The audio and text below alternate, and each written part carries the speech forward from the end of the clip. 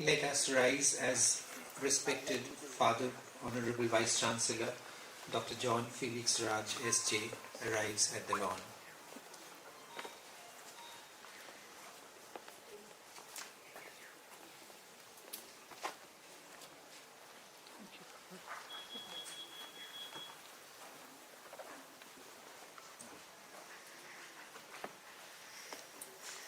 With your permission, may I begin, Father? Please be seated. Good morning, one and all. Today, this pleasant morning, we are assembled here at Parasmani, Center for Research and Social Outreach, to be a part of the 4th Annual Christmas Lecture 2024. This lecture would be delivered by our Honorable Vice-Chancellor, Father, Dr. John Felix Raj, S.J. The topic of the lecture today is Spirituality for Life and Leadership. I cordially welcome you all for this occasion. In this note, I also welcome our special guest, Professor Richard Mackinnon Thomas, Dean of Arts of Thomas Rivers University, Canada. With the growing complexities, thank you. With the growing complexities of life and livelihood, it's time we embark on an inspiring journey to rediscover spirituality's profound impact on human life. We cannot be complete human beings without the mark of a strong spiritual sense within us. Where religion serves as a guiding light for spiritual growth and fostering peace, spirituality ushers in transformation of the human self towards self-discovery and greater glory. Today at this lecture, we are blessed to have our Honorable Vice-Chancellor Father to enlighten us deep down on this topic with his knowledge, wisdom and grace. Before we begin, let us lend our ears to some bowl song.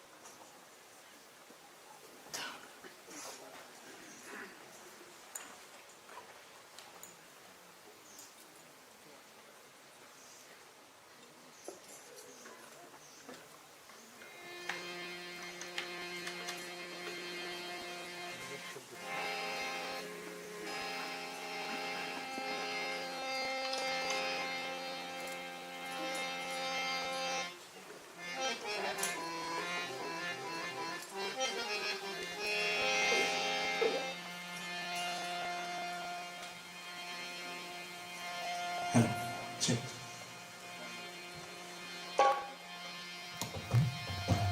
শুভ সকাল। সবার প্রথমে আজকের এই অনুষ্ঠানকে সম্প্রদায়ের পক্ষ হইতে স্বাগত জানাই। পরে উপস্থিত সকল গণ্যমান্য ব্যক্তি মহোদয়, বড়দের প্রণাম, ছোটদের সমবয়সীদের শুভেচ্ছা ভালোবাসা জানিয়ে বাউল সঙ্গীত পরিবেশন করছি।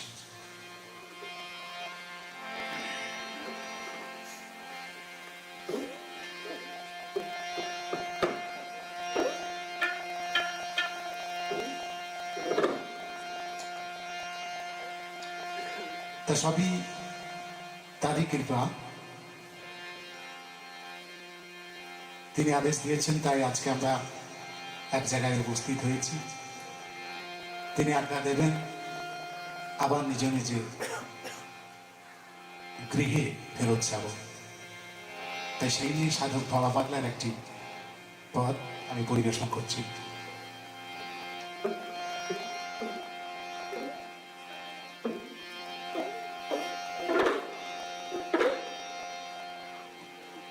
আমি এসেছি হে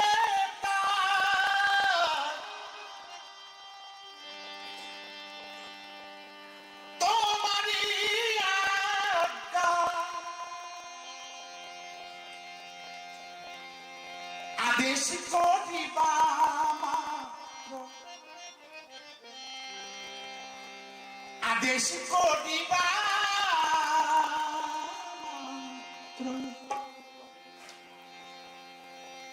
আমরা যাব চলিয়া,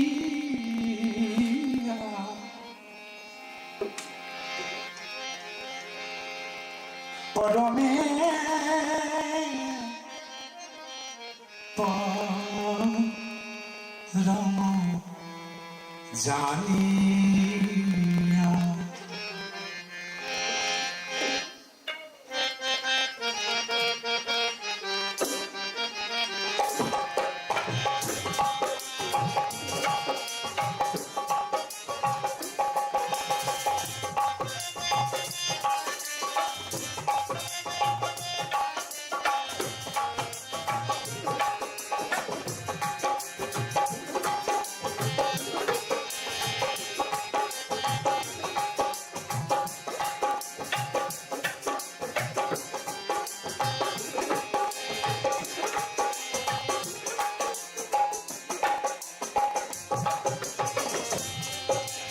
আমি এসেছি হে তোমার আজ্ঞা, আদেশ করিবা মাত্র, আদেশ করিবা মাত্র যাব চলিয়া, পরমে পরম জানিয়া, পরমে পরম জানিয়া, পরমে পরম জানিয়া।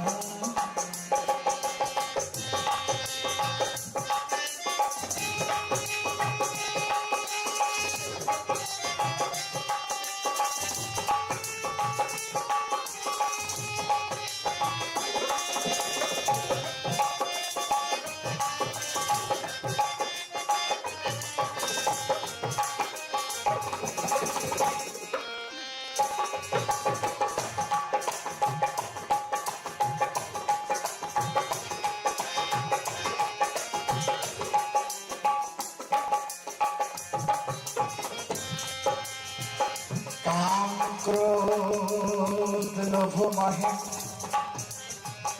ডরি না কভু, আমি যে দাসানুদা তুমি যে প্রভু।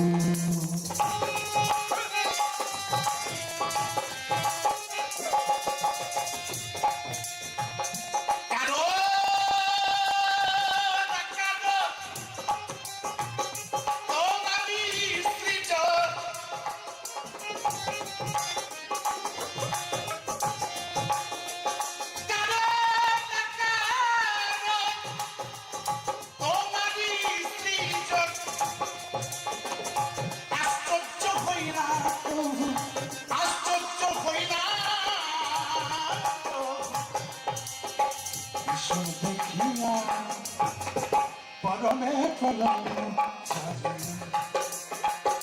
পরমে পরম জানিয়া, পরমে পরম জানিয়া।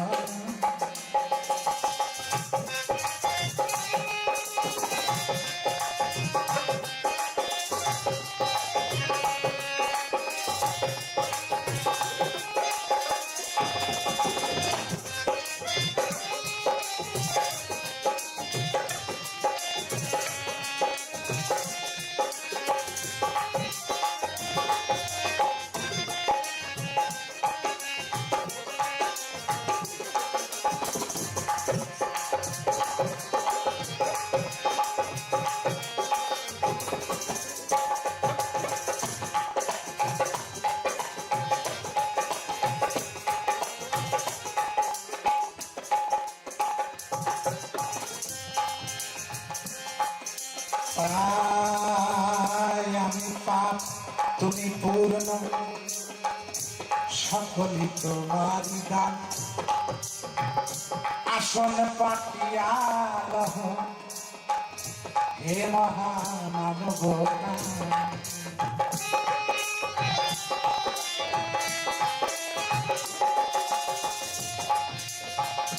আমি পাপ তুমি পূর্ণ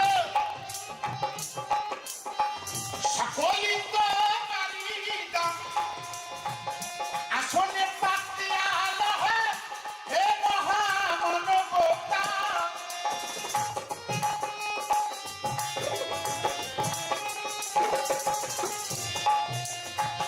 খেলিছ পুতুল খেলা হাসে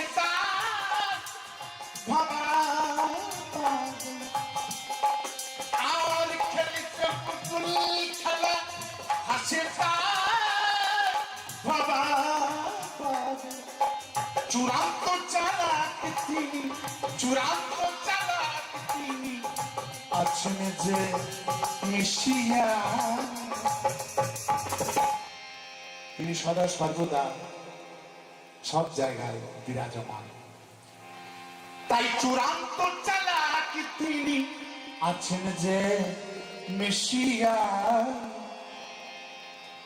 পরমে পরম পরমে পরম জানিয়া পরমে পরম জানিয়া আমি এসেছি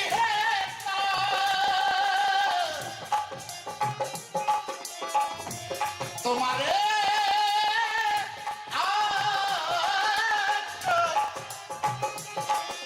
আমার আদেশ করিবা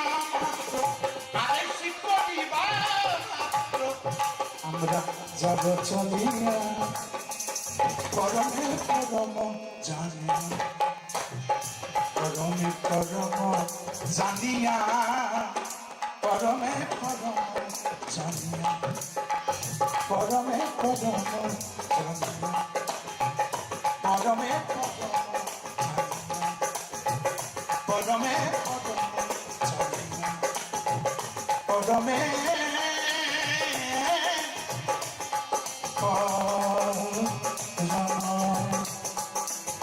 জানি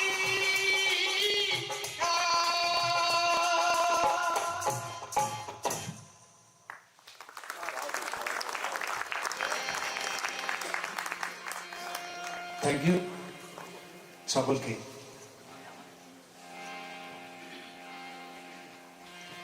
আর একটি খুব জনপ্রিয় গান বাউল মানে এই গানখানি দেশে বিদেশে প্রচলন এক ধরনের বাউলের জাতীয় সঙ্গীত বলা যায় তা কেমন সেই আমার প্রভুকে নিয়ে আবার সেই গৌরাঙ্গ মহাপ্রভুকে নিয়ে কি বলেছে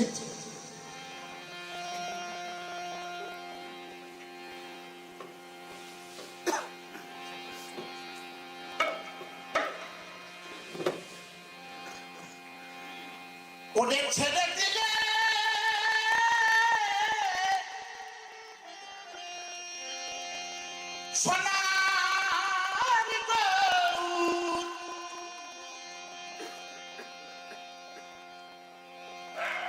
আমাদের সেই গডকে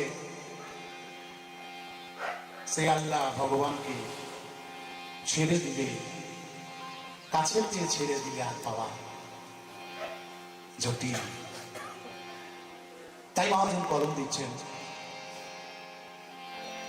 ওদের ছেড়ে দিলে সোনার গরু আমরা আর তো পাবো না না গো না না গো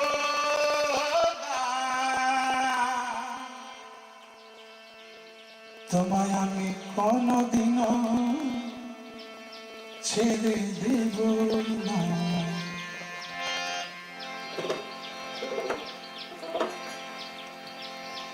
তোমার দিদি মাঝারে তোমার দিদিমা যাবে রাখিব ছেড়ে দেব না।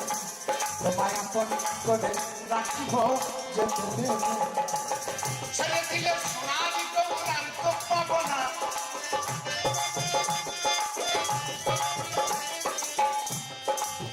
ছেড়ে দিলে সোনা দিত আর তো পাবো না। না না যেতে দেব না। তোমার দিদিমা যাবে রাখিব ছেড়ে দেব না। তোমায় আপন করে রাখিব না না না না না না। তোমায় আমি কোনদিনও যেতে দেব না।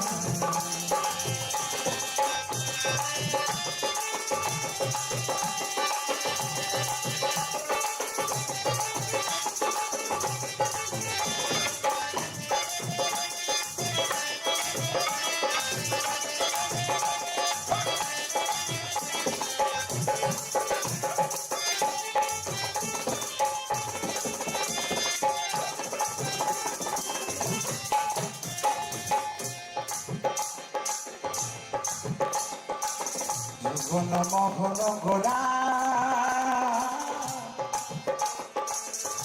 সে যে মনি জোনা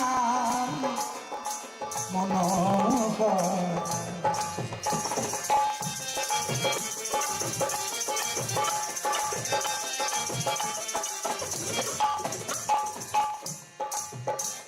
ওরে ভুবনে মহলে করা সে যে মনি জোনা মনোহর রে।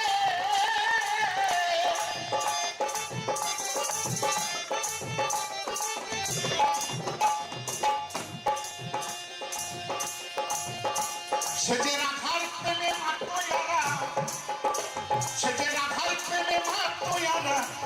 আর হয়ে মগনা আর হয়ে মগনা না না না না না না তোমায় আমি কোনদিনও যেতে দেব না।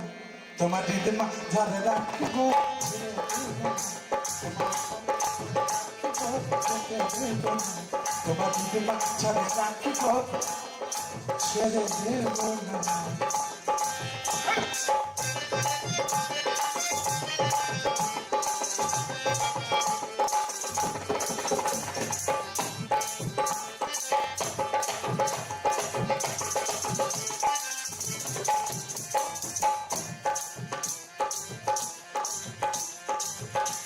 আমরা যাব বোঝের কুলি কুলি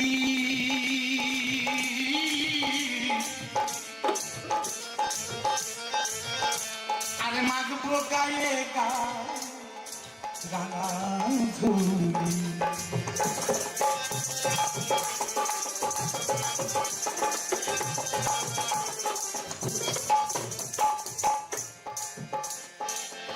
আমরা যাবো বাজারে কুলি কুলি। আরে মাগবো গায়ে গায়ে রাঙা ধুলি রে।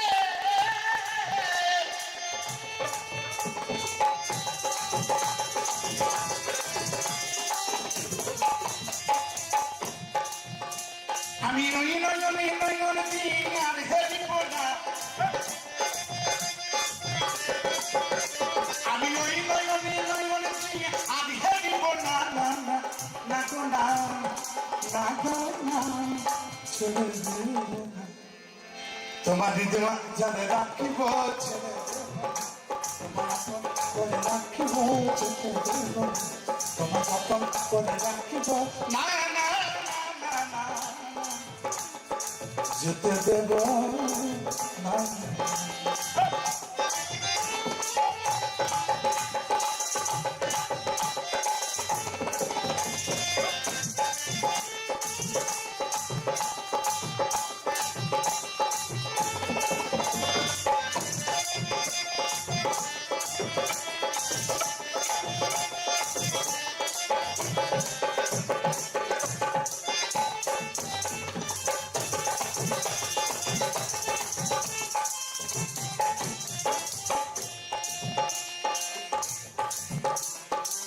চুরাশি লক্ষবার জন্মগ্রহণের পর সাধের এই মানব জন্ম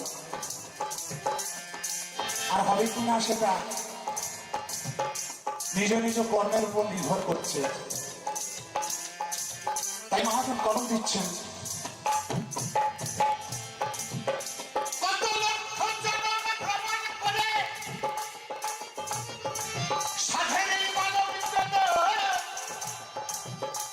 আমরা পেয়েছি রে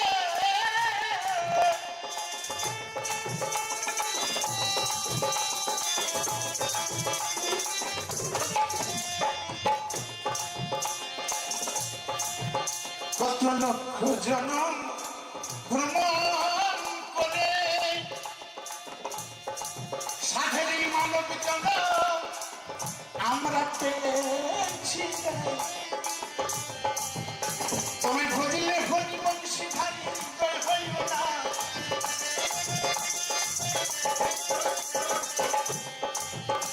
তোমার ভজিলে হরি বংশীধারী হৃদয় হইল না না না না গো না যেতে তোমার হৃদয় ঝালে রাখিব তোমায় আপন করে রাখিব যেতে দেব তোমার হৃদয় ঝালে রাখিব ছেড়ে দেব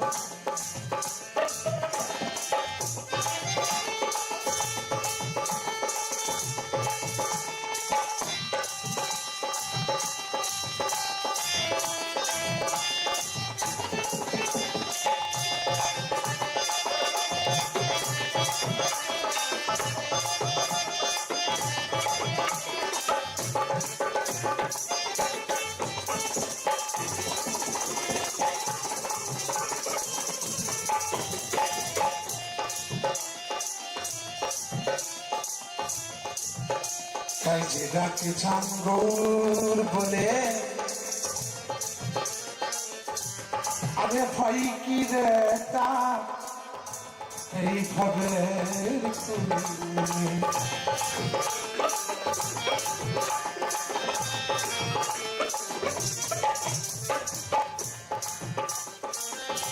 তাই যেটাকে চাঁদ গৌর বলে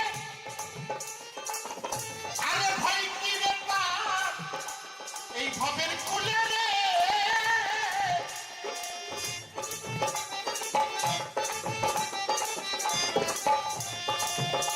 তাই দ্বিজ ভূষণ চন্দ্রে লেখে তাই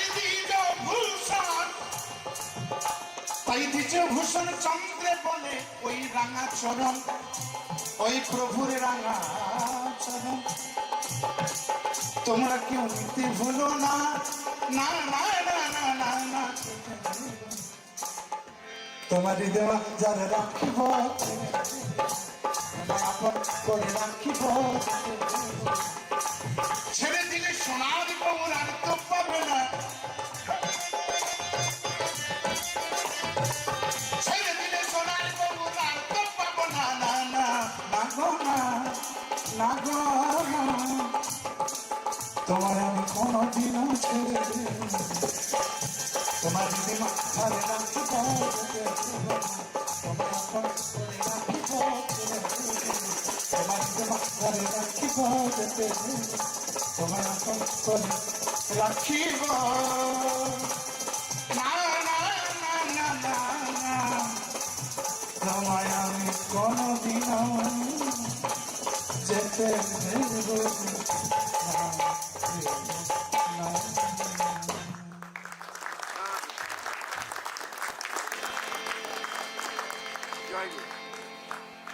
অসংখ্য ধন্যবাদ আপনাদের সকলকে খুব সুন্দর আপনারা thank you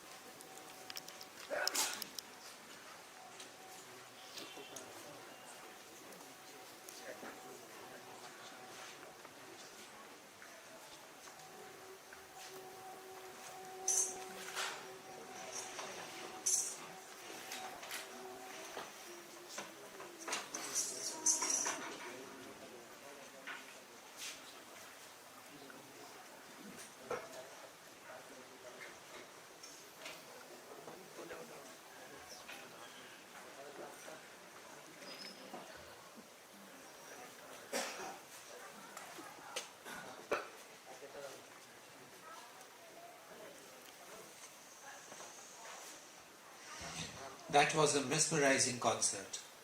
It has taken us to a different level altogether, and we are already now completely in the swing of spirituality.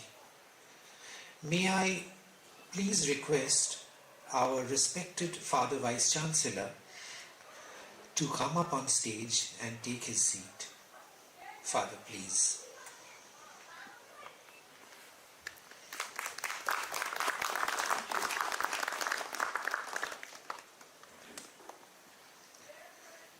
May I please request our dear COE sir to come up on stage and felicitate our respected Father Vice-Chancellor, Dr. John Felix Raj, S.J.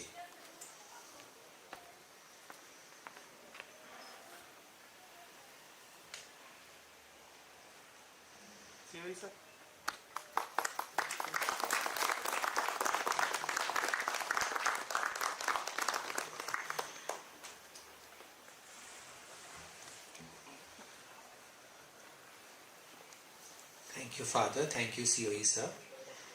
May I now request Father VC to come up on stage at the podium and deliver the ceremonial lecture. Father, please.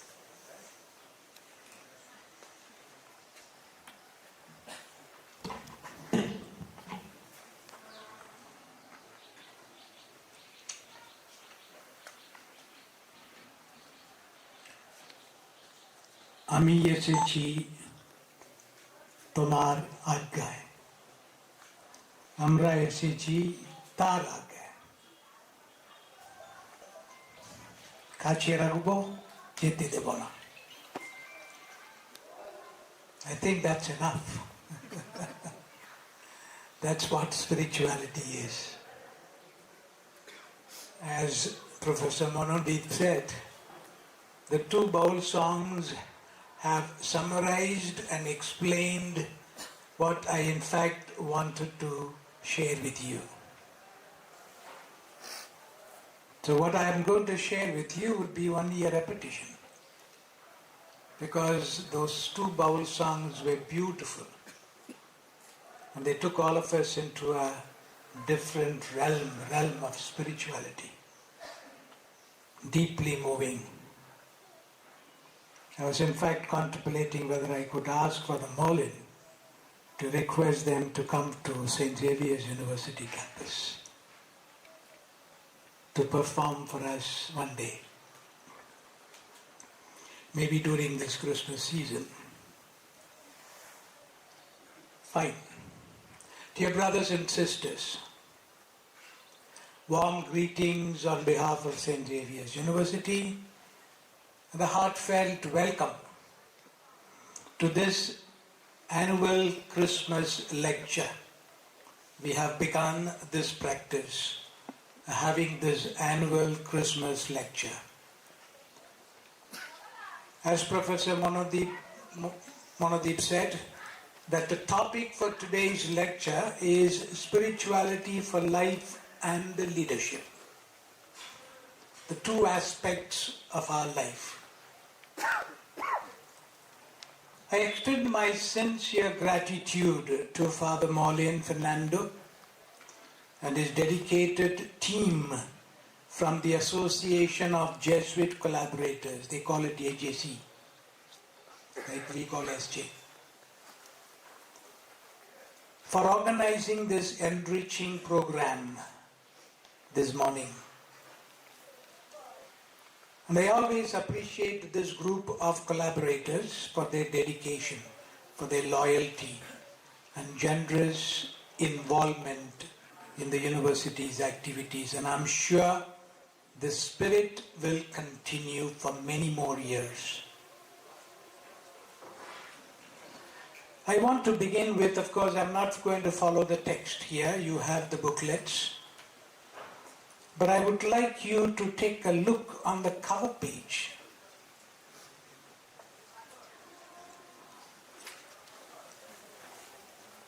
This is what you find in the Brito Chapel of our university. This is the masterpiece, we call it Creation of Adam. It's in, of course, the Sistine Chapel in the Vatican City, and Michelangelo took, I think, about 30 years to complete it.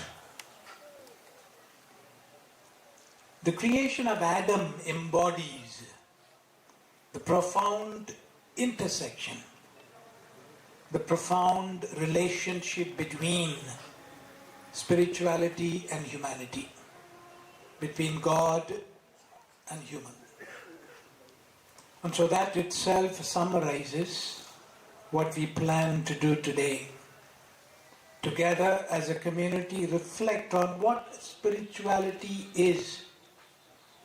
If you go to the West, and I'm sure Professor would be able to confirm, and ask any student or anyone for that matter, because you can't ask them, how are you?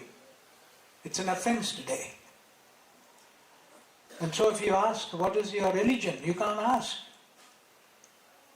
Maybe some would tell you, if they are friendly with you, my religion is spirituality.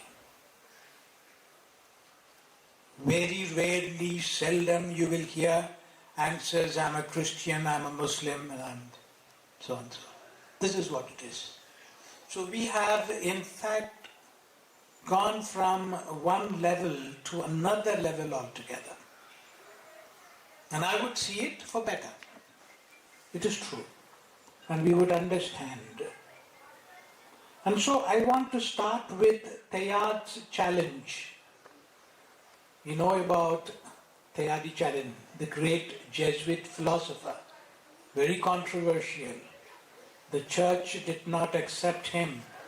The Jesuits almost threw him out because this is not what you should write and preach. But he stood by his theory because he was a science specialist. So he combined science and religion.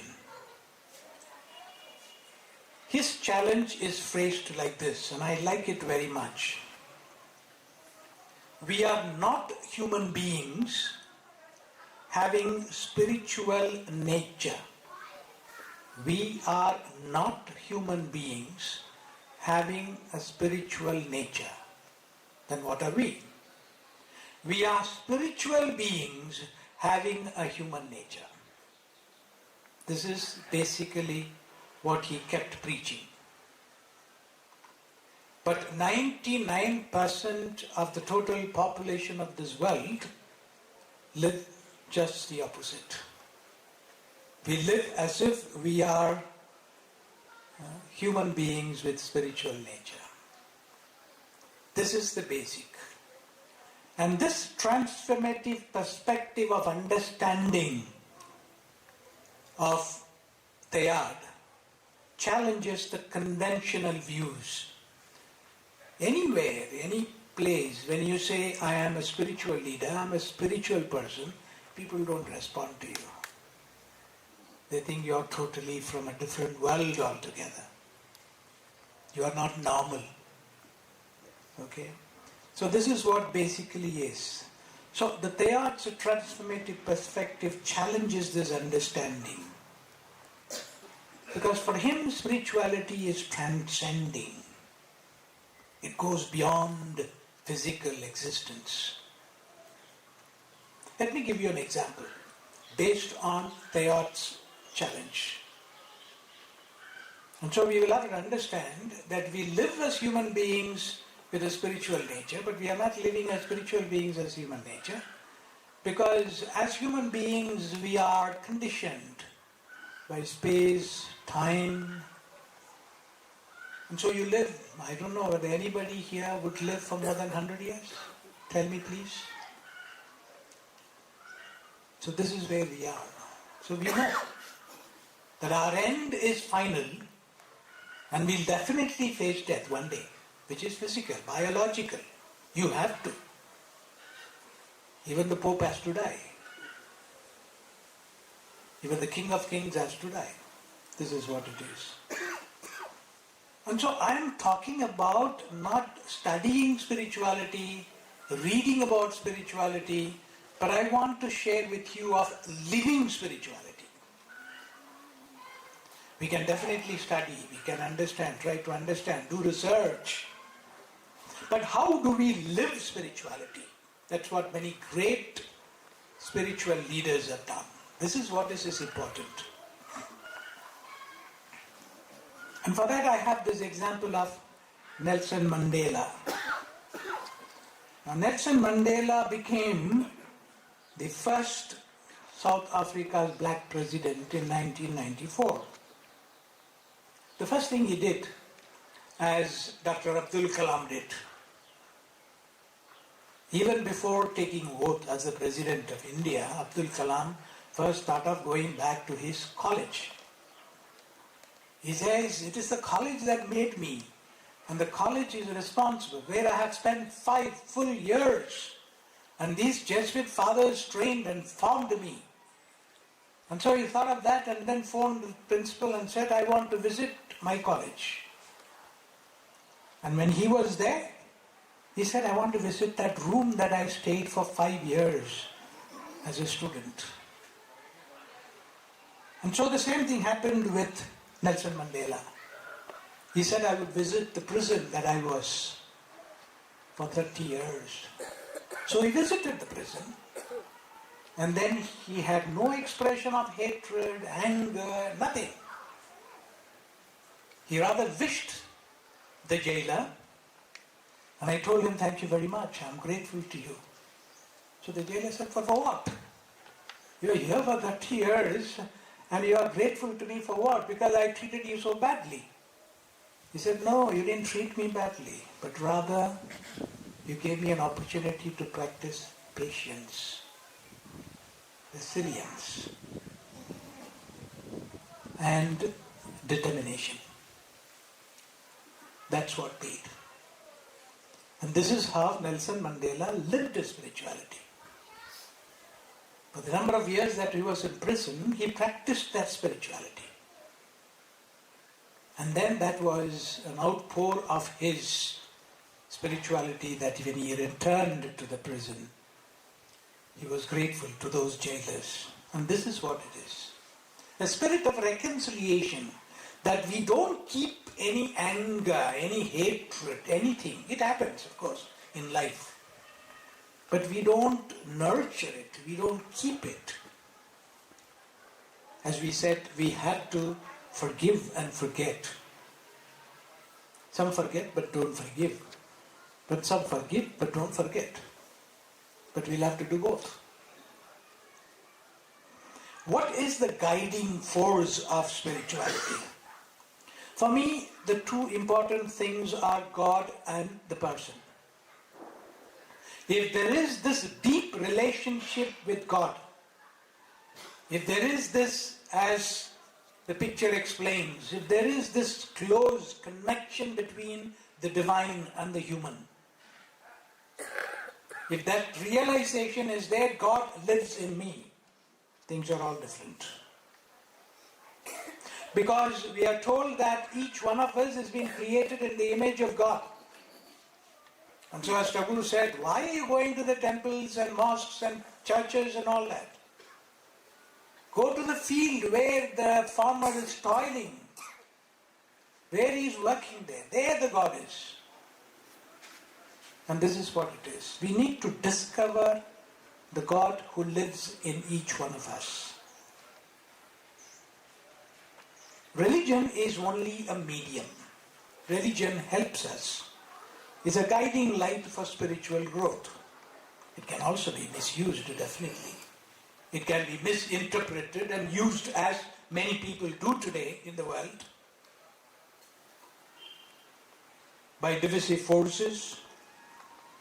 But religion, of course, fosters peace, harmony, liberty and justice. That is the basic, the essence of every religion. No religion teaches us, tells us, go and do this. Be a source of violence and murder. And so as each one of us is an image of God, that each one of us is, as we say, chota gods. We are small gods. We are all gods. So we'll have to treat each other as gods. But we don't do that. That's what they are wanting to say. We have to treat each other as spiritual beings. The moment we treat ourselves as human beings, then of course there is room for hatred, room for dislikeness, room for unforgiveness, room for divisive forces to creep into you. You give in to the evil forces as long as we live as human beings. But once we start living as spiritual beings, all these disappear. The force of spirituality, the force of divineness in each one of us, dispels the darkness of hatred and division. This is what it is. And so we have to learn this and understand.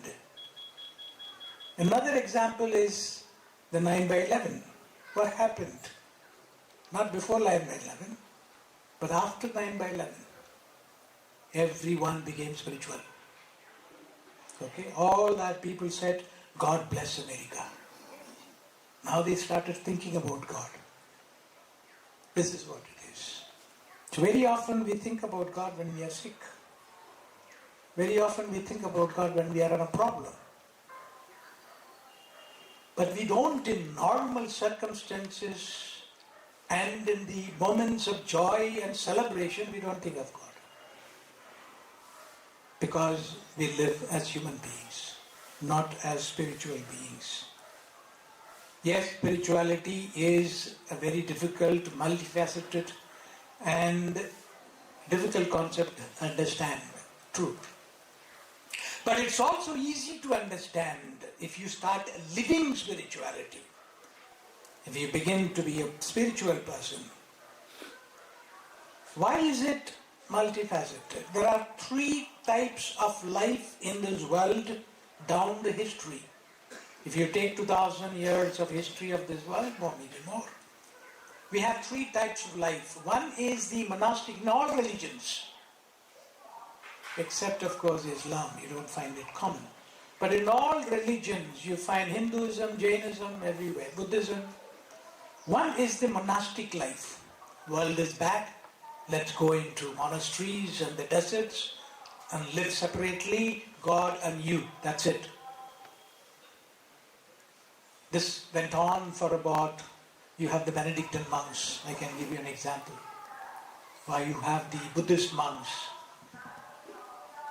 And so they said, let's leave the world because world is evil.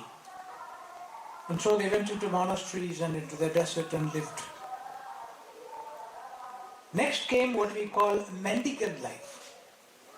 The mendicant life, they left the monasteries, came into the towns, but they didn't live in any house. They started moving from street to street, from house to house, begging. The Chaitanya Mahaprabhu is the best example for mendicant life. Went from village to village, house to house.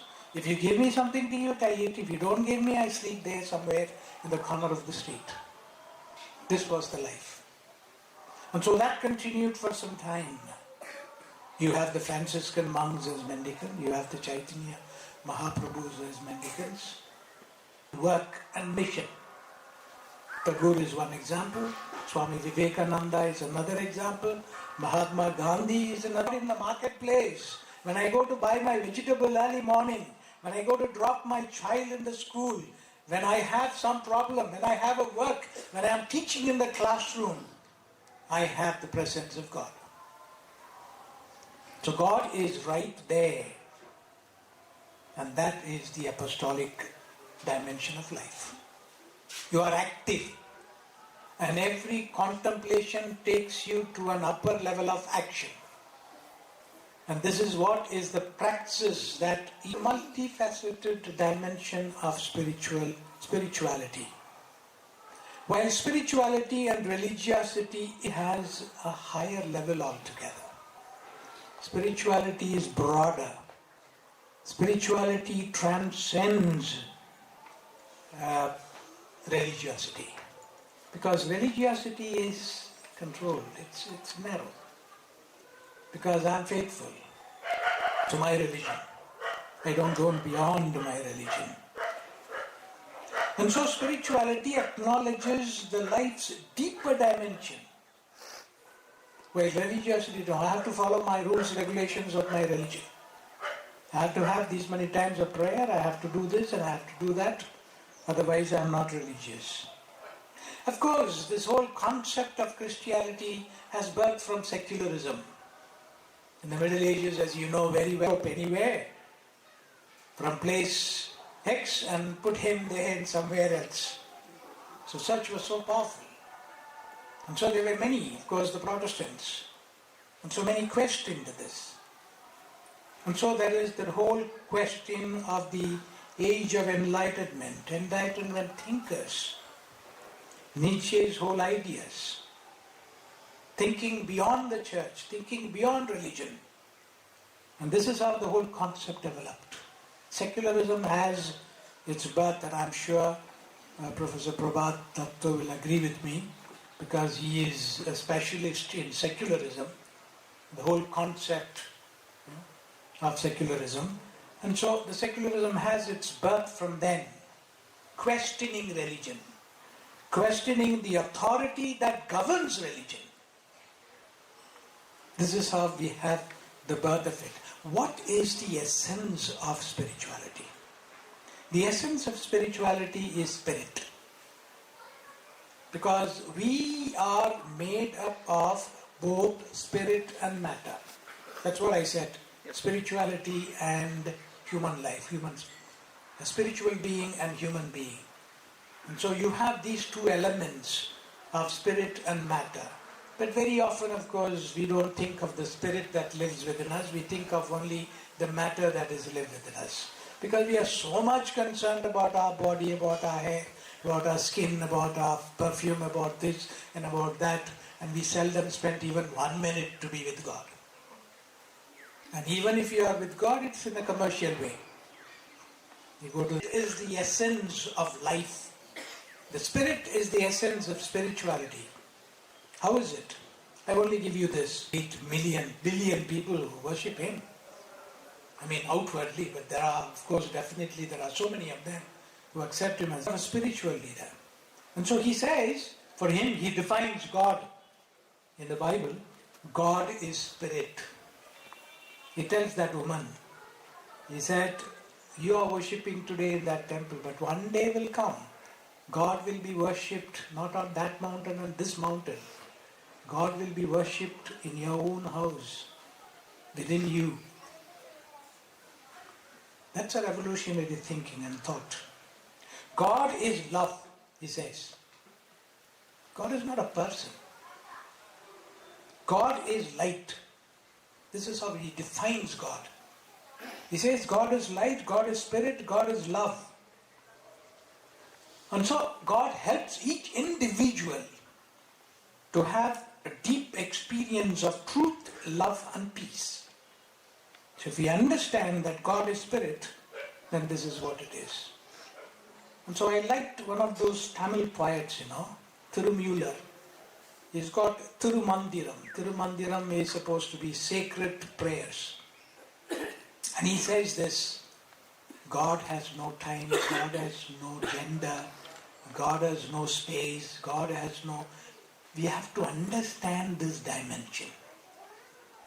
Once you understand that dimension, you also begin to live that dimension of life in you. And so he says, this Tirumular says, that God transcends spatial confinement, quantification, and linguistic definitions. He exists beyond comprehension.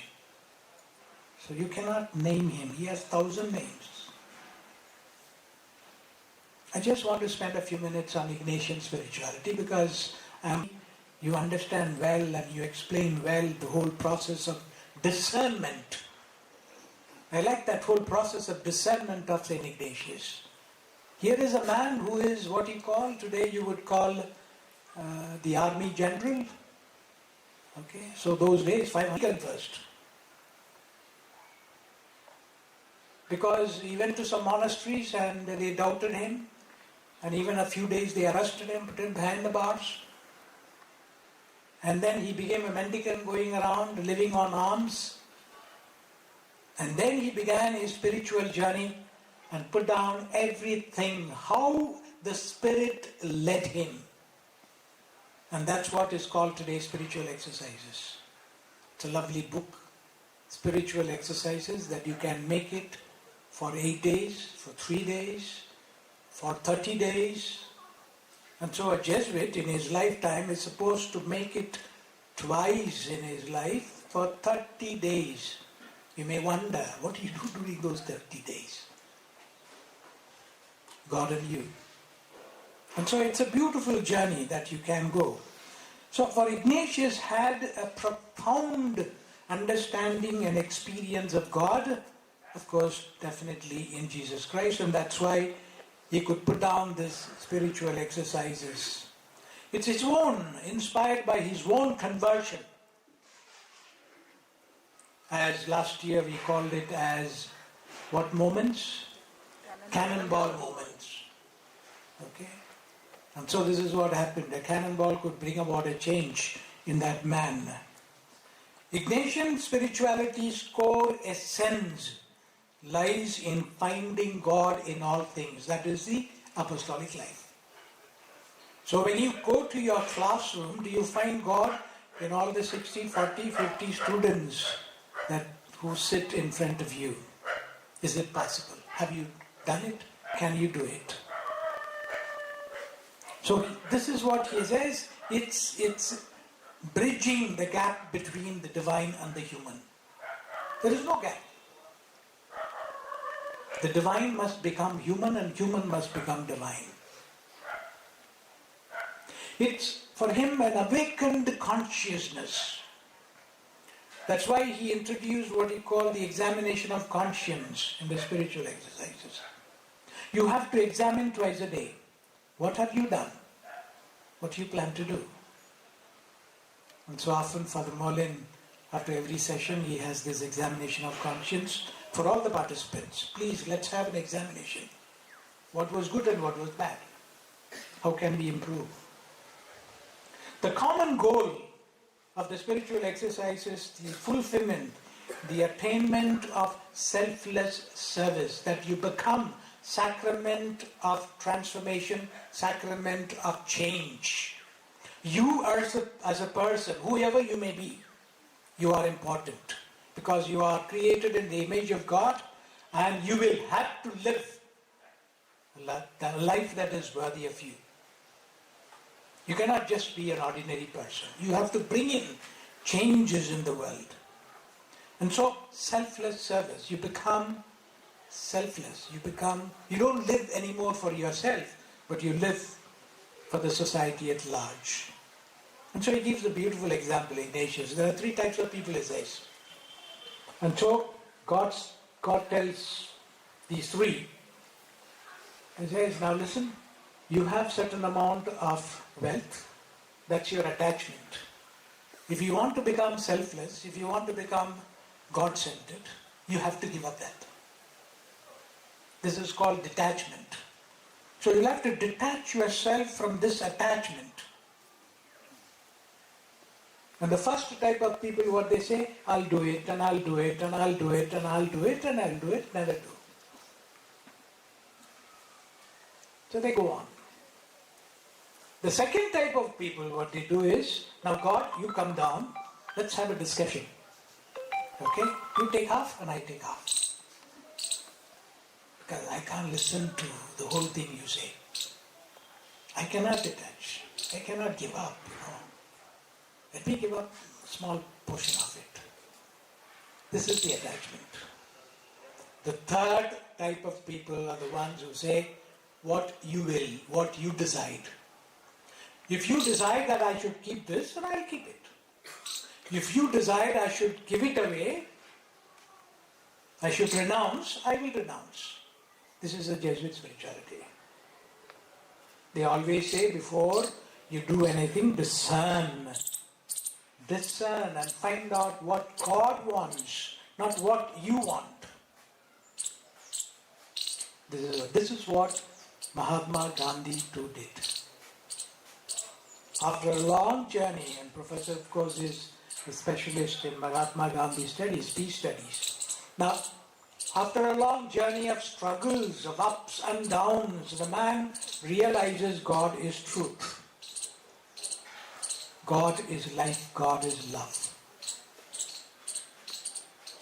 So he understands that supreme goodness and responds to it. Now I cannot live for myself, I'll have to live for others. I have to acquire freedom for others. We may not accept, of course, what Gandhi did, but it is what it is. This is what his leadership is. His leadership is a selfless leadership for the sake of people. And so that's why he had an experiment with truth. Truth for him was everything. I know the truth and I will stand for that truth and I will fight for it and I will die for it. That's spirituality, because God is truth.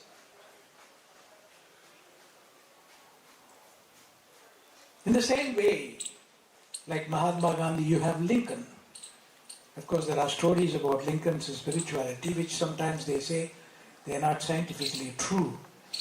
But this one is when there was this, in America, during the American Civil War, secretary told him, "Sir, what shall we do?" So Lincoln said, "What is that? What shall we do?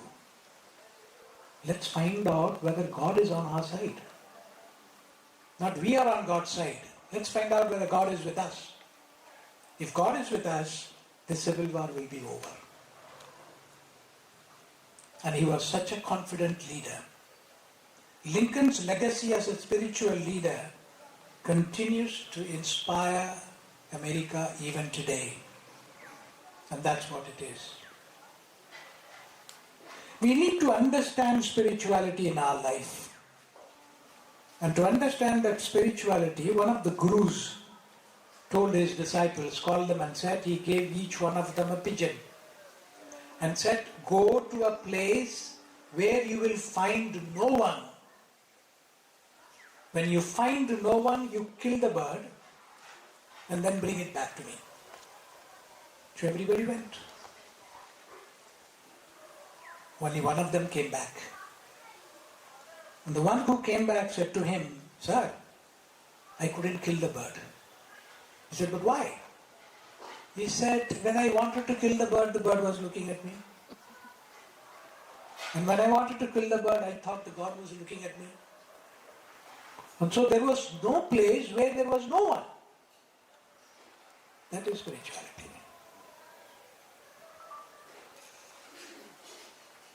Spirituality where you see everybody everywhere. People are yours. They are not theirs. You belong to them. This is what expressed in our term as Satchidananda. Sach-Chit Ananda. And Brahmabandhu Bhatia, very, very, fond of Satchidananda. That's why the famous song that goes, "Vande Satchidanandan, Vande." And so we will have to discover deep within, among ourselves, what is spirituality and how we live this spirituality. And the connection between religion and spirituality, because we live a religious life and not a spiritual life. That's dangerous.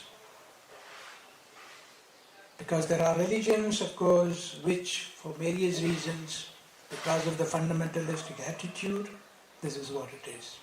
I have a beautiful story of Salt Doll. I have 2 books. I put down about 150 stories so that some of us could pick up a story in our sermons, in our lectures, in our classrooms.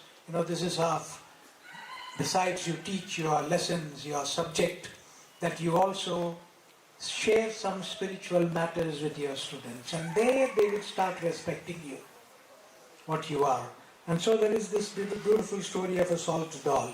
The salt doll was standing on the seashore looking at the sea and admiring the sea. So I was standing there, the sea said, "Why are you standing there? Why don't you come in? Come into." And so salt doll said, "Can I come in?" She said, "Come, you're most welcome." So the salt doll started swimming in the sea. And so after some time, the salt melted into the seawater, and there was a very little salt left. And then the salt doll said to the sea, "Now I understand how mighty you are. I have lost my own identity." This is what happens. Spirituality is something this way, like the salt doll, that in the world you lose your own identity and take to the identity of God, the divine person, and take to the identity of your people, of your community. You identify yourself with them. That's spirituality. It's not to stand alone. You have to go beyond religion in this. Religion is not everything. I always like Rajneesh, Osho Rajneesh. Of course, he's not liked by many people. Okay? They have many things wrong about him. But I always like him. You know what? One of the things that he has said is, he wanted to distinguish between the masters and teachers. What is the difference between a master and a teacher? He said, out of 100 masters, out of 100 teachers, or out of 100 people, there is only one master. The others are all teachers. Why? What is the difference between? He says, the master is not a learned person. He doesn't have degrees. He has not acquired distinction, but he is the one who has the divine wisdom deep within him. The teachers teach the subjects that they have learnt. They don't go beyond the subject that they have learnt. And so he says, we need masters today in this country. We don't need teachers. We need masters. It's like we need entrepreneurs. We don't need managers in this country. If only we have entrepreneurs, the country will definitely grow and multiply. And finally, I want to tell you this. We are all called to action. We are the intellectuals of this country. The intelligentsia, the minority. Not everyone is as intelligent as we are. Because we are equipped with that wisdom, we will have to use this wisdom. And so we are called to action. We are called to, of course, transform, perform. We cannot limit our performance, our world. This is where it is. And so the earth is one, but the world is divided. Earth is one, but the world is divided. Divided on the basis of caste, color, divided on the basis of politics, divided on the basis of whatnot. So many reasons. The earth is one. You cannot divide the earth. But the world is divided. And so what do? We have to bring back. I am born in an unjust society, and I am determined not to leave it as I have found it. I know well that I am born in an unjust society. Yes, the outside world is unjust, including me. But I am determined, as a representative of God, not to leave the society as I have found it. I have to bring in a change, bring in a transformation. I have to be the sacrament of change, an agent of change. Then, of course, the world transforms. And that is what is spirituality. I live for myself, that is, I transform myself, and I also transform the world. That is the action that we are called to. And I think the fruit of this exercise, the fruit of this lecture or this sharing or this community together, as the bowl singer said, Amra Esechi, because of Paragai. This is what it is. That's the spirituality. God has called us together. This is a moment of coming together. It's written in our books that God has brought us together. to this moment of life that we will have to listen, reflect together so that we get inspired, that we carry back something back home. What are our takeaways? We take some ideas. And so this is what it is, that each one as a spiritual being is a sacrament of change, sacrament of transformation.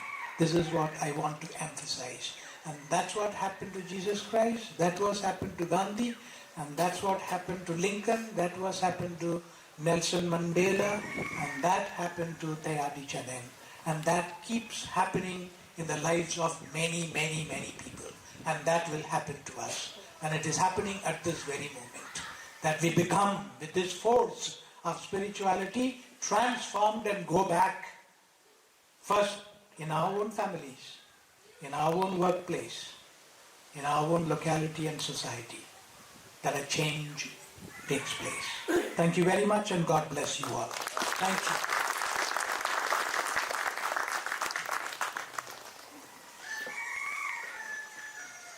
Thank you, Father, for the wonderful deliberation. So I think now we are in a different platform altogether to feel where we are and how we should conduct ourselves for a better life and livelihood. I would now invite a few questions from the guests. Any questions to Father Vice-Chancellor? Anybody have any questions? Yes. Can we have a mic, please? Professor Raj. Yes, sir. Father, you talked about the mendicants, different religious traditions, particularly Buddhist, Hindu, and Christianity. I have been very curious about the spirituality of mendicancy. Is that a way of getting rid of our ego when we beg? That's the question. I'll give you a concrete example. In the life of a Jesuit during his formation, there are two things that we have to practice in order to condition our body and mind. One is called discipline. Discipline is a chain. We beat ourselves. And you cannot beat as you like.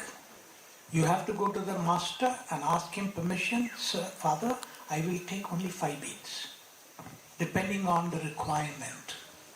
And this is a way of conditioning oneself. The more I do, maybe possibly, in all goodness, it helps me to control my body, number one. Number two, there used to be the chain. And this chain used to be tied here and tied here on the thigh and all that, so that you feel the pricks, but it should not puncture your skin, your flesh. Condition. So these are things that were practiced in order to bring in physical conditioning of oneself and also spiritual orientation. The same thing with the regard to mendicant life. It's very difficult to beg.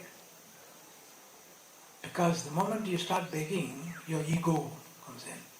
And so to get rid of your ego, you start begging. First day you do, it's very difficult.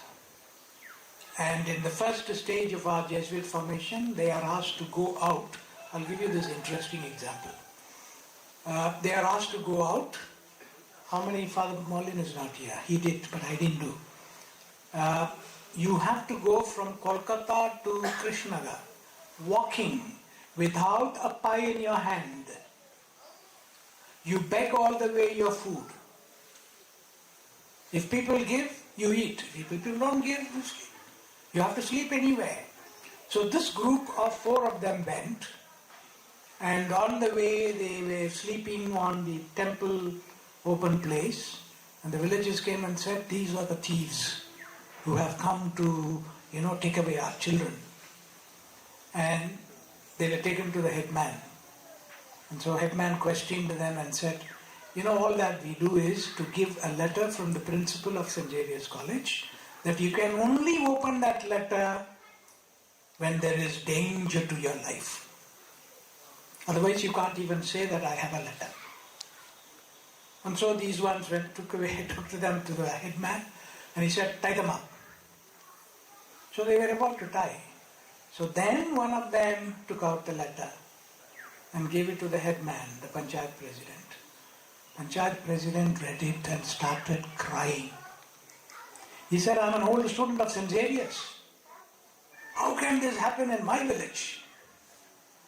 And so afterwards, of course, you can imagine what happened. He gave them a big treat. And he made sure they had a safe journey further. So this is what it is. So these are practices which, of course, is behind the Jesuit curtain. We don't speak about it, but it's a hard life.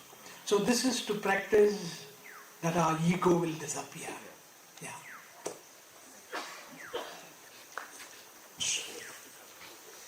Yes, Yes, next question. Yes, sir. I think everybody will agree. Another masterpiece presented by Father. It's a fourth masterpiece presented by Father. Heartfelt congratulations to Father. So, simply I like to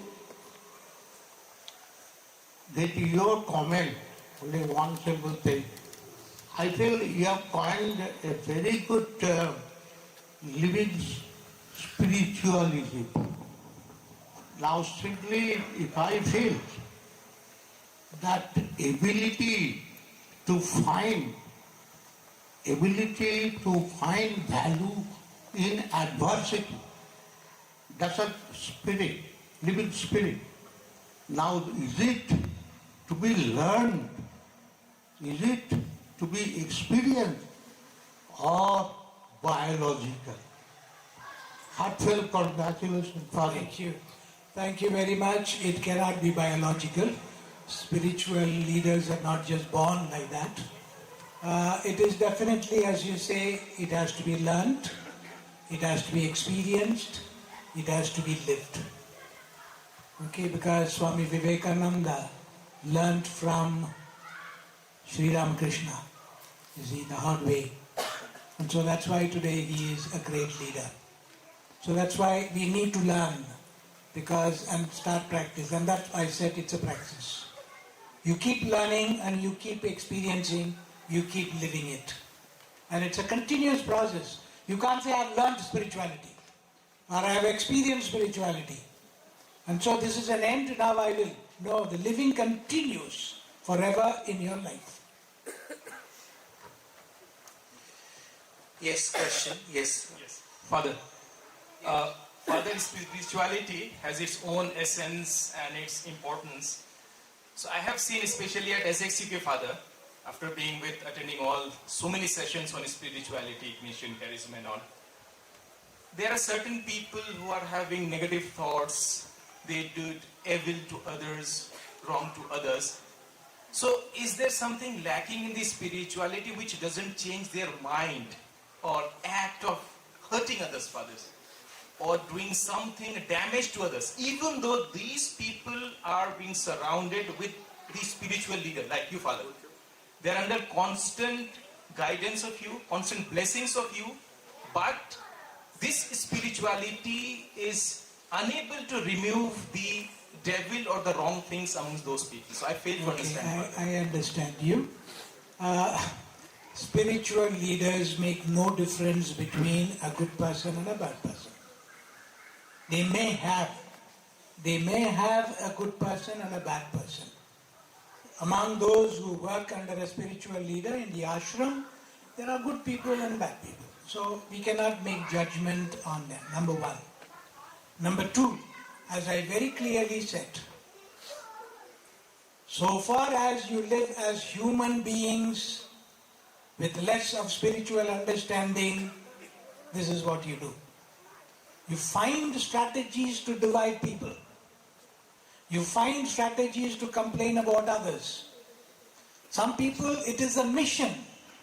It is their lifelong work to divide and then to spread rumors and keep away this, that hatred. It is there. So the spiritual leader is aware of it, but he cannot overnight take it away. because this has been nurtured, maybe from family, maybe for various reasons. So you'll have to understand.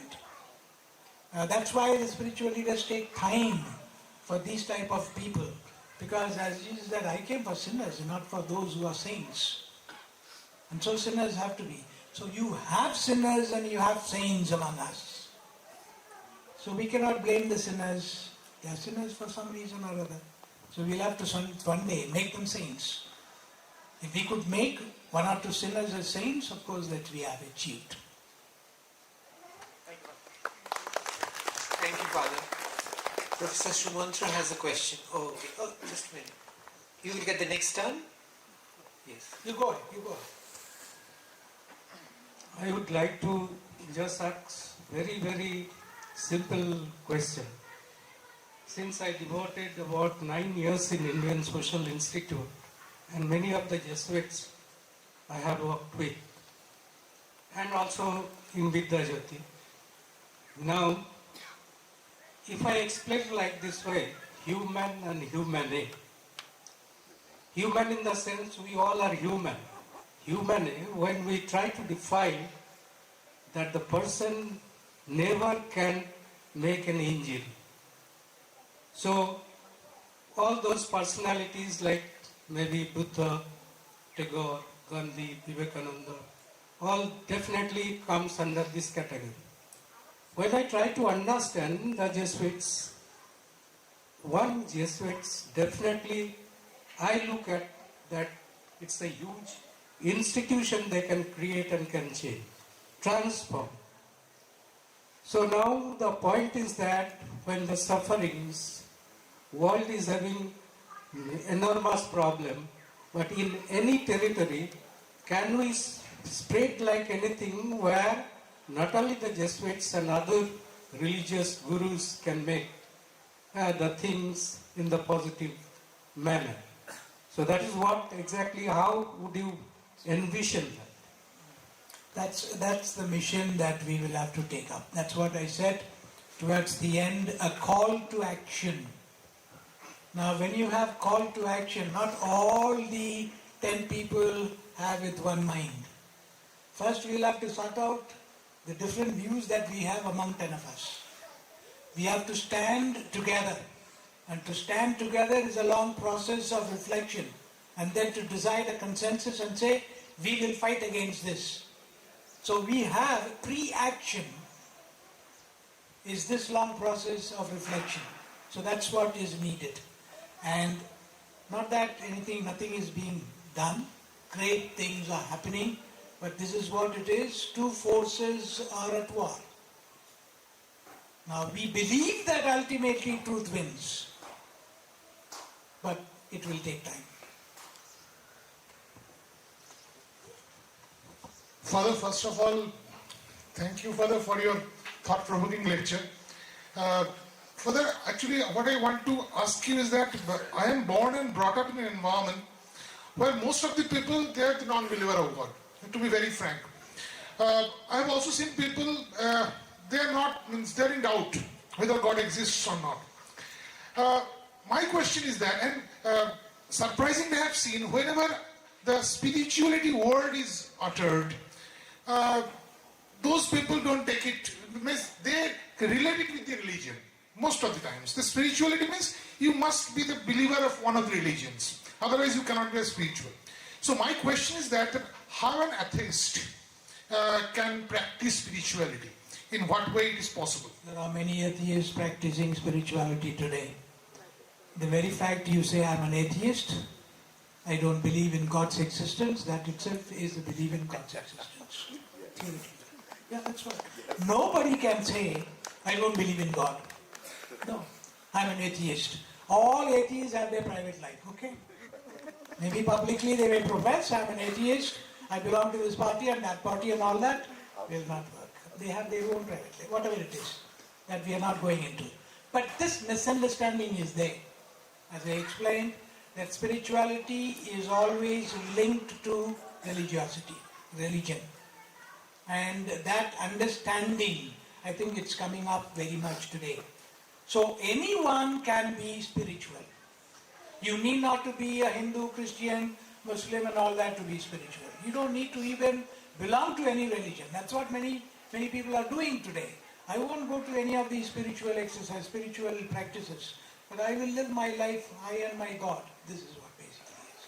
Further, another thing that what I have observed, that people at the initial age of their life, they're the non-believer of God.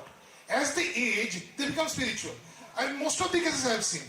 I have seen my uncle that before he died, actually he could see that I'm not going to survive for another 2-3 years. So he could see, means actually he was entering the realm of spirituality. So it happens. That's normal. Okay, when you are helpless, when you want to depend on someone, you think of God. Okay? When you can manage yourself, you don't think of anyone. Yes, sir. This is what basically, that's a human weakness. But we all have to come over it. Okay, but then that doesn't happen. So as they say, various stages of life.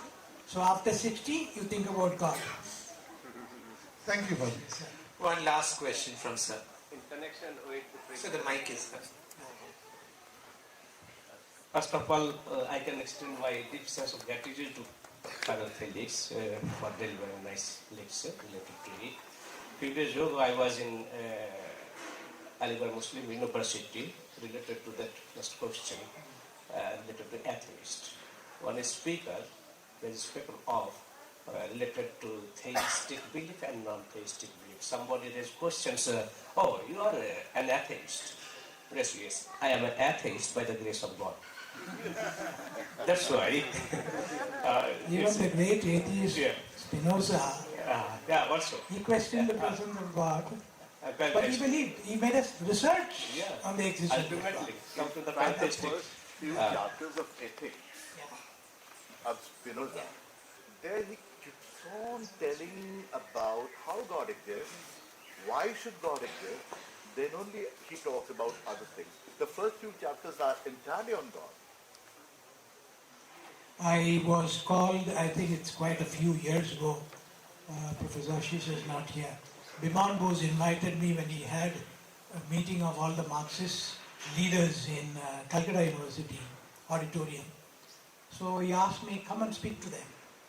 So I gave the story of Jesus Christ who went for a football match. Okay, so he was there among the audience, and the teams were, the one party was Hindu team, the other was Christian team. And so when the Hindus team shot a goal, all the Hindus among the audience stood up and clapped and cheered. And Jesus also stood up and clapped and cheered. Then the Christian team shot a goal, and all the Christians stood up and then cheered and Jesus also stood up and then cheered the team. And the Christian thought he must be a Marxist. So in relation to it, I am not yet finished. I am little inquisitive to know something in this deliberation that the spirituality and the leadership notion, what we are discussing here, but is it the total transformation or universal transformation without any religious touch, or the leadership, how far it will be accepted by the nation or different states where many political leaders, policy decision has been taken by them, but the spirituality for life and leadership, this notion, how far it will be effective and universal without there any engagement and consent. Because each and every religion we have discussed that spirituality is there. But is it possible to transform first individual transformation, then universal transformation, but there is the outside or external forces which is deeply related to political leaders, political arena. How far it will be effective in eluding or get rid of it. So this is very interesting also. As you say, I mean, I don't need to answer you, because it's going on today, every day in the world, that you have a strong force of political leadership which is not spiritual. They are bothered about their post, their power, their wealth, their this, all this. And there is also a section of people who are genuine, who have transformed themselves. Like, imagine, it took about 30, 35 years for Mandela to become a president. The first black president of South Africa. So it takes time. Always, as they say, the king kills you at the very moment, but God kills you after, God punishes you later. So this is what normally happens. So it takes time for spiritual people, spiritual leaders. And no, that's what we think. The world is moving towards destruction because we see only that. We don't see the good things that are happening behind us. So we need to be very positive. And positivism is a force. And positivism can change, can transform many people. Yes, ma'am. Father, thank you for this enriching lecture. Now, I'm very much interested to know about this mendicant life where begging is done for shedding of the ego. Now, the thing is that, Father, although this is also a thing that spirituality and religion is, it is taken together, but it has such no connection. So, like, if I'm not a person from a religious institution, like we are being taught that try to be independent. You work hard. Okay, even Swami Vivekananda said that your duties that you work, that is your most important thing, and that is dharma. So in that case, Father, when we are taught from the childhood that you work hard, you study, you do something, you stand on your own leg, then why it is required to beg? And if I beg as an individual without being in any spiritual or religious institution, people will not support me. They would just say, I can't do work and get your life. We say to beggars also. I also say myself that why you are begging, you do some work and you beg. So I don't get, there is a contradiction between this begging and being independent. I agree with you. The mendicant life is not meant for everyone. Okay? This is meant for a section of people who want to experience life. We do that. We Jesuits, as part of our life, we live a mendicant life. Begging is not only to get rid of ego. No. You look at the whole begging exercise in totality. It's an experience. It puts you in touch with so many people. You keep converting, conversion in the sense, in the true sense. You keep influencing every village and every family that you go. So this is where it is. It's not just to get rid of ego. Not that our Jesuit novices have ego to get rid of, but then it's an experience. Begging is an experience to live by the mercy, by the goodness of others. Yes. Thank you very much, Father. Let's have a loud applause for our respected Father giving us. So it was a wonderful discussion. Now we would pay our attention and lend our ears to a few more Baul songs.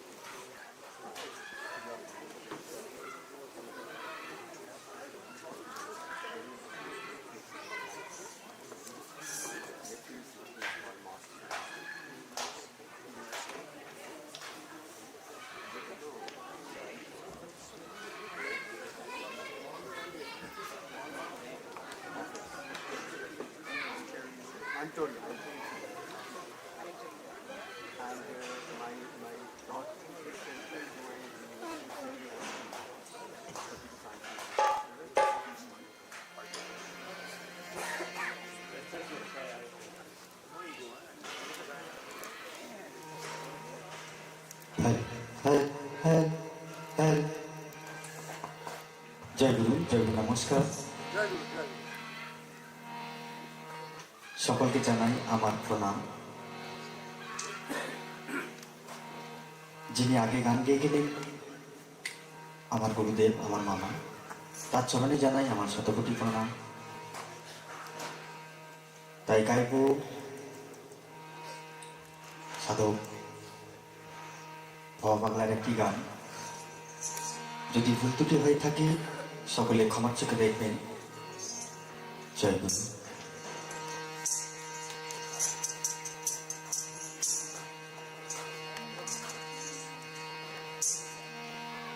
ভরসা করি হে ভবকান্ডারি,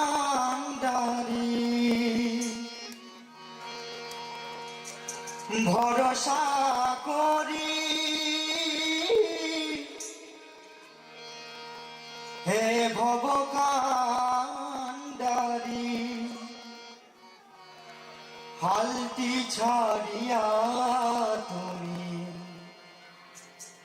দাও দাও দাও রে। নদী ভরা ভে বোঝো না তোকে, কেন মায়ার তরি বাও বাও বাও রে। নদী ভরা ঢে ভরসা করি হে ভবকান্ডারি, ভরসা করি হে ভবকান্ডারি, হালটি ছাড়িয়া তুমি দাও দাও দাও রে। নদী ভরা ঢে বোঝো না তোকে, কেন মায়ার তরি বাও বাও বাও রে। কেন মায়ার তরি বাও বাও বাও রে।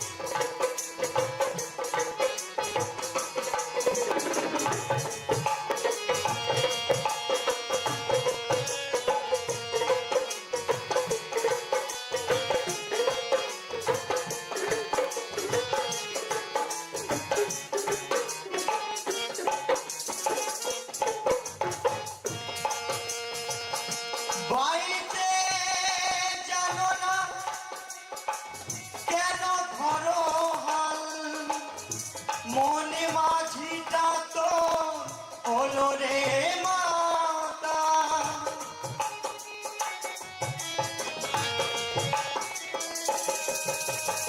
বাইতে জানো না কেন ধরো হাল, মনে মাঝিটা তো হলো রে মাতা। বুঝাই বলো তারে যেতে হবে ও পারে, বুঝাই বলো তারে যেতে হবে ও পারে। ও বেলার বেলার পানে যাও যাও যাও রে। নদী ভরা ঢে বোঝো না তোকে, কেন মায়ার তরি বাও বাও বাও রে। কেন মায়ার তরি বাও বাও বাও রে।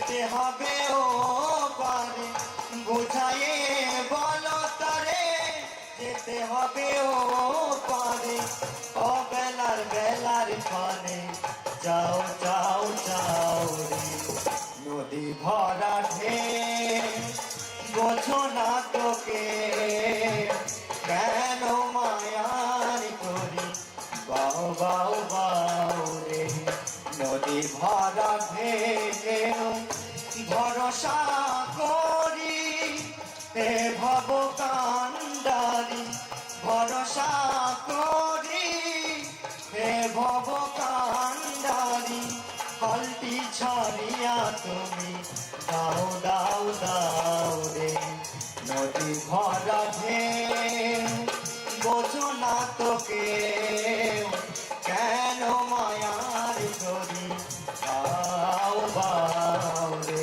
কেন মায়ার ধরি বাউ বাউ বাউ রে কেন মায়ার ধরি বাউ বাউ বাউ রে কেন মায়ার ধরি বাউ বাউ বাউ রে অসংখ্য ধন্যবাদ সকলকে। তাই গাইবো আরেকটি গান।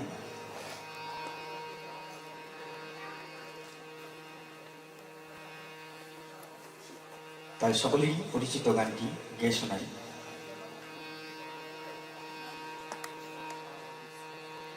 তারে ধরিতে পারলে মনোবেরি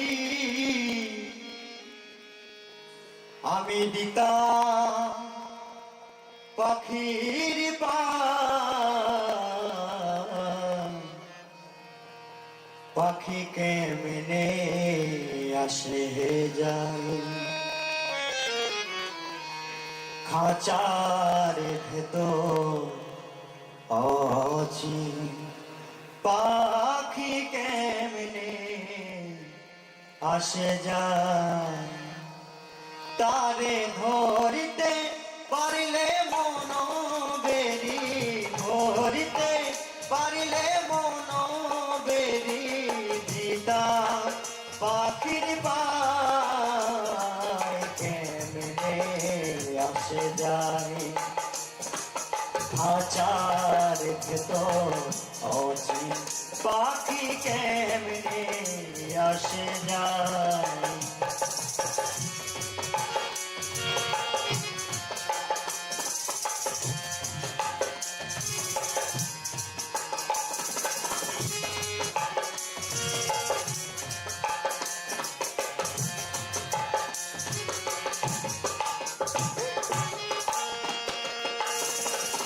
আজ পুতুরি নয় দরজায়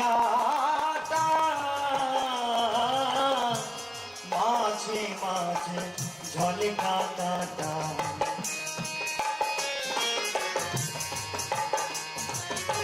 আজ পুতুরি নয় দরজায়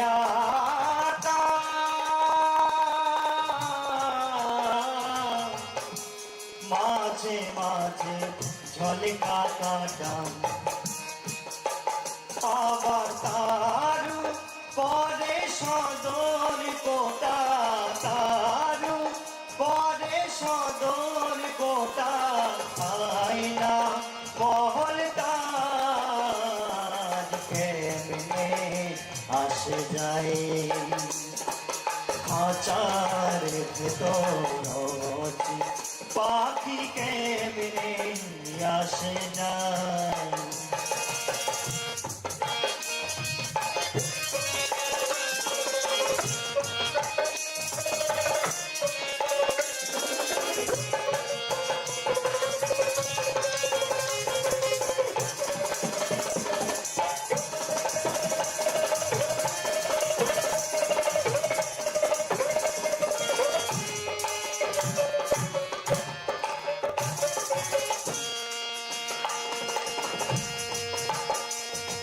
কপালের নইলে কি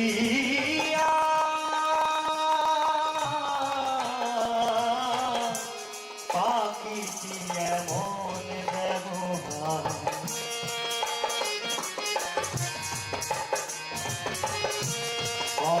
দেখতে নইলে কি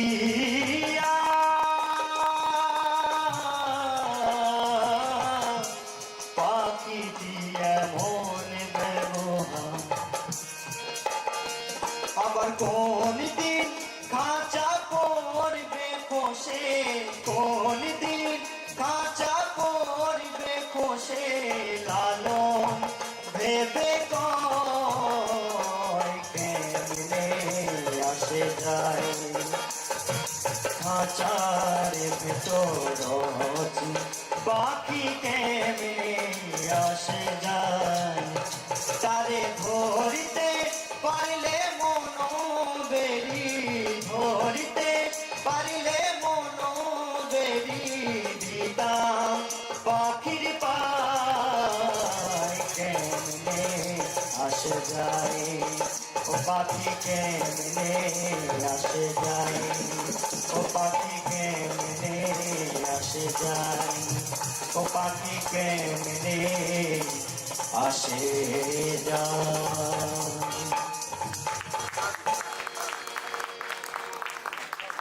অসংখ্য ধন্যবাদ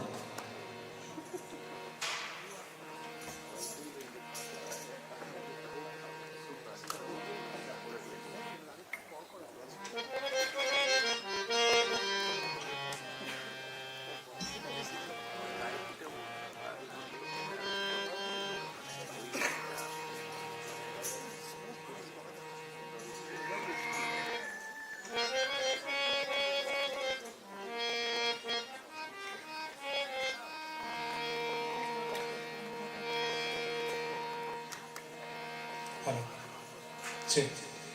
নমস্কার সেঞ্জিলিয়া স্কুলে যে সকল শিক্ষকরা আছেন তাদের জন্য এই গান গাবি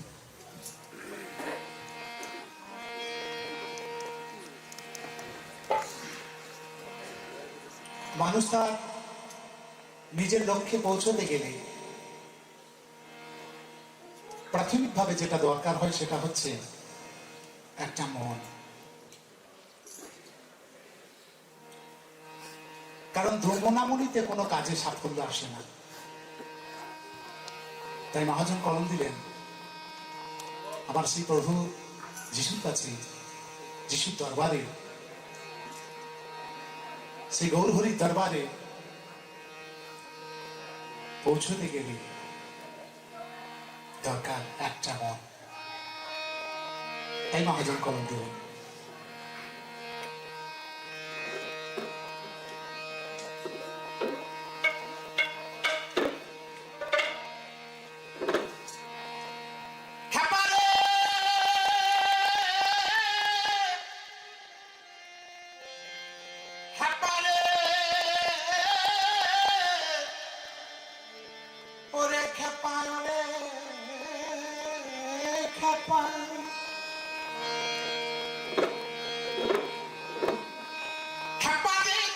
হলে পড়বি ঠারে খাপারে তো মন হলে পড়বি ঠারে আর পারবি না পারে যেতে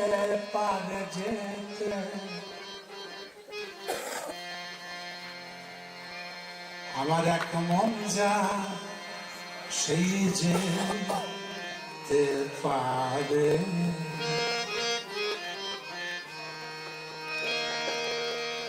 আমাদের যিশু প্রভুর দরবারে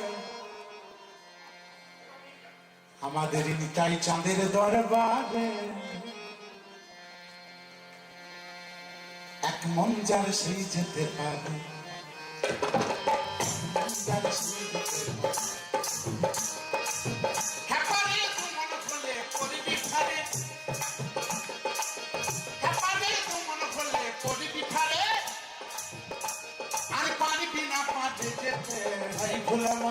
ভোলামন পারবি না পারে যেতে এক মন যা হ্যাঁ এক মন যার সেই যেতে পারে চাঁদের দরবারে আমাদের গৌ চাঁদের দরবারে এক মন যার সেই যেতে পারে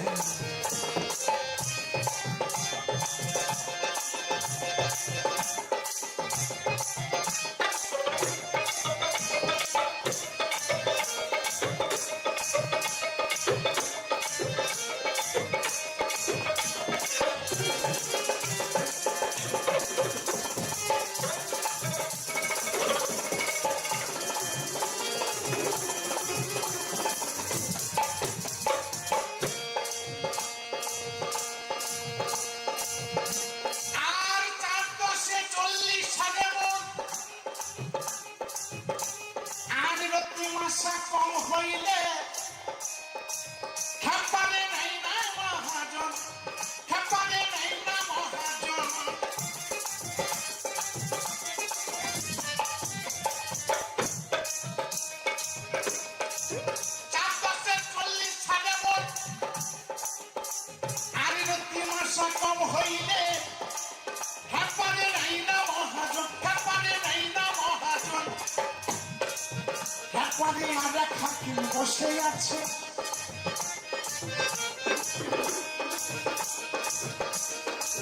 হ্যাপারে আর এক হাকিম আবার বসে আছে সে যে রাধারানী পার করে হয় ভোলাম ভোলামনে রাধারানী পার করে হ্যাঁ এক মন যান হ্যাঁ এক মন যান আমাদের যিশু প্রভুর দরবারে আমাদের গৌর চাঁদের দরবারে এক মন যান সেই যেতে পারে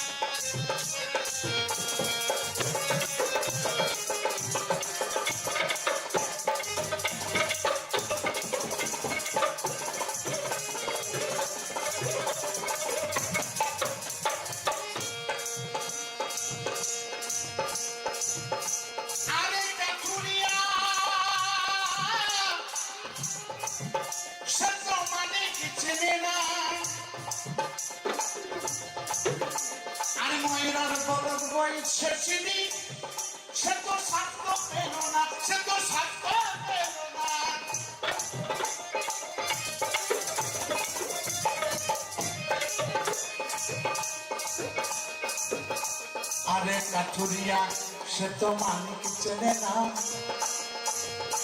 আর ময়রার বলদ বইছে চুনি সে তো সাত্য পেল না সে তো সাত্য পেল না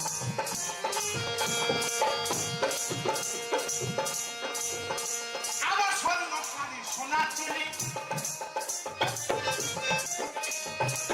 হ্যাপারে স্বর্ণকারে সোনা চিনি আবার নাই সেটা পদক্ষ দে হাই ভোলাম ভোলাম নাই সেটা পদক্ষ দে আর এক মন যান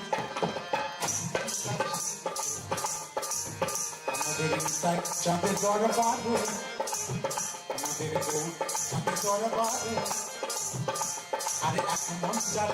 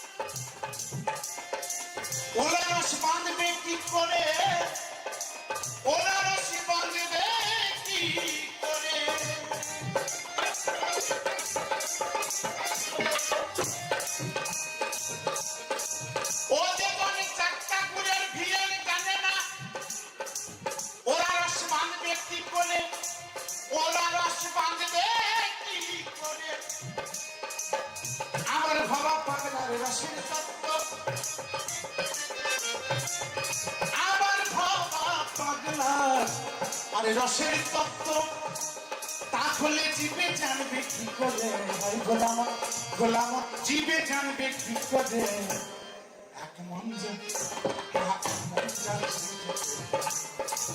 আমাদের যিশু প্রভুর দরবারে আমাদের চাঁদের দরবারে খাপারে তোমার হলে পরিবিস্তারে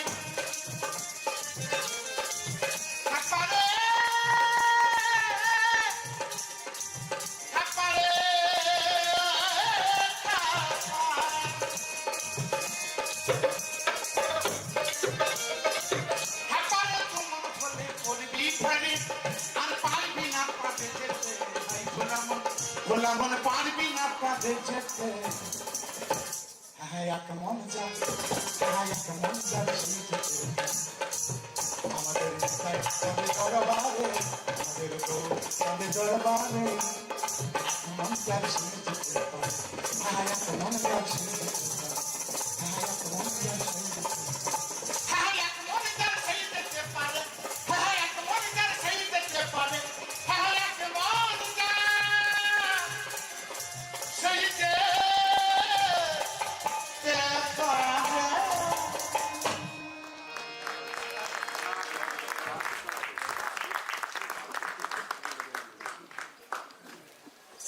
Wonderful, mesmerizing, awesome.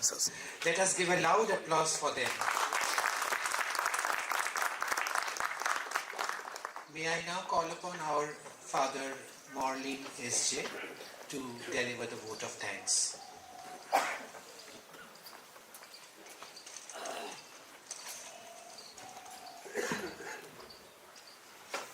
Before I would like to propose the formal vote of thanks, I would like to say a few things. That is the first one, when you all were talking about when Father said about mendicant, I myself walked 17 days from Thakur Bukur to Memari to Navadip to Kalyani to Sialda to back.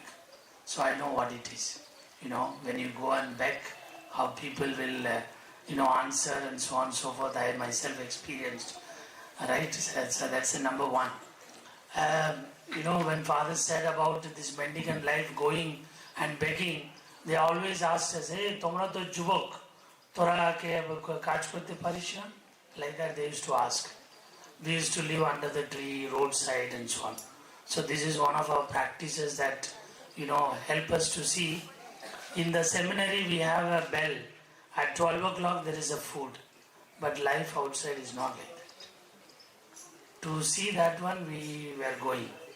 Number one. Number two, when Father was talking about spirituality, there were many people raised the questions and so on and so forth. Spirituality is not like that Father wanted to teach the son. So the father took the child to a school.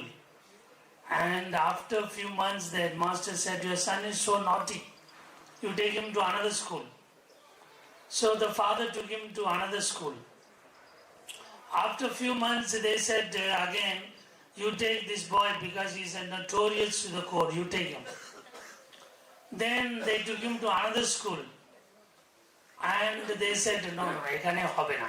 Apni niye jane, notorious parbe na. Then finally somebody advised, take him to the convent school. Okhane balo pabe. So he went to the convent school. 2 months over, 3 months over, 4 months over. This boy is well behaving. So the parents were astonished. How this little boy is so nice now. Maybe the education in the convent education may be something different. So they called this boy. And the sister principal, parents, everybody was so anxious to know what this little boy is all about. So they asked the little boy, why are you so nicely behaving and so on and so forth? What is the secret? And he told them, you come with me. You come with me to my class. So all of them went to the classroom. And he pointed out to a cross. There is a cross put on the classroom. They said, as soon as I came here, I saw somebody is hanging on the cross and there is a lot of blood is coming. I understood if I do a mischief, they will also crucify me like this. Right?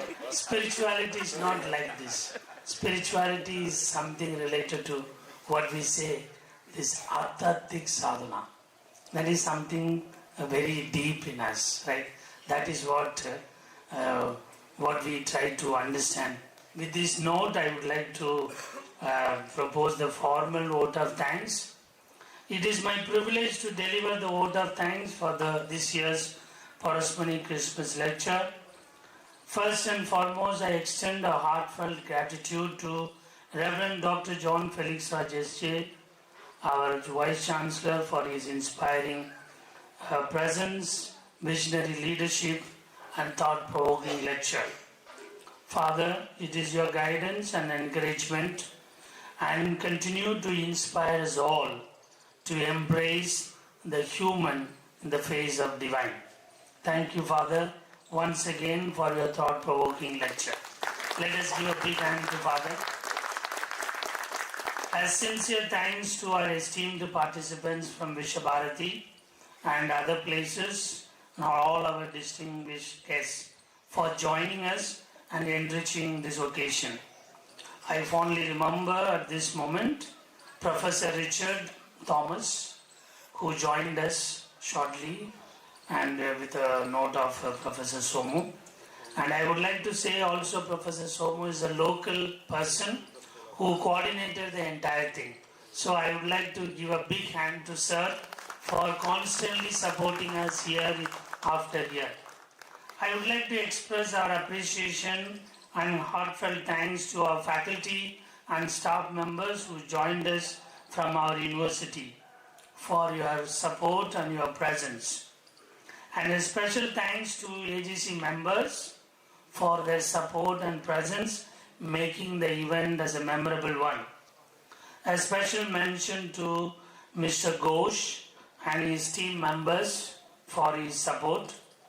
Binoy, the staff of the Vice-Chancellor's office, particularly Sudipto and his team, for their wonderful support and the guidance and all that they have coordinated. And we also remember our IT man, German here. German sir, we remember you for hosting this program online and continue to support. And lastly, I thank each and everyone who are present here for making this celebration as a meaningful, memorable, and may the spirit of Christmas fill our hearts with the peace, joy and hope. I wish you all a blessed Christmas and a prosperous New Year ahead. Thank you, one and all.